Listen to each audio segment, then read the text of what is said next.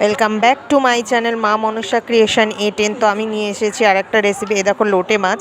আমি লোটে মাছগুলোকে ধুয়ে মাঝখান থেকে কাটা বার করে নিয়েছি। একটু মোটা মোটা ছিল লোটে মাছগুলো, আর আদা পেঁয়াজ রসুন দিয়ে ম্যারিনেট করে রেখেছিলাম 1 ঘন্টা। এরপরে আমি এই যে বিস্কুট অ্যারারুট গোলা জলে চুবিয়ে বিস্কুট গুঁড়ো দিয়ে কোট করে নিচ্ছি। মাছ কাটাটা আমি দেখাতে পারিনি, কারণ কি একা একা এক হাতে ক্যামেরা ধরে করতে পারছিলাম না। তো মাছটা মাঝখান থেকে কাটা বার করে তারপর আদা পেঁয়াজ রসুন মেখে তারপরে তুমি অ্যারারুট গোলা জলে চুবিয়ে এই যে বিস্কুট গুঁড়ো দিয়ে কোট করে নাও। আমি ডবল কোট করবো, এই যে একটা কোট করছি, তারপরে আর একটা কোট করে নেব। তো দেখো এইভাবে কিন্তু খুব সুন্দর ফিশ ফ্রাই তৈরি হয়ে যাবে আমাদের। এইবার এই দেখো একটা একটা করে আমি সব তৈরি করে নেব। এই যে আরেকবার কোট করে নিয়ে আমি এই অ্যারারুটের জলে চুবিয়ে নিয়ে এই যে ডবল কোট করছি।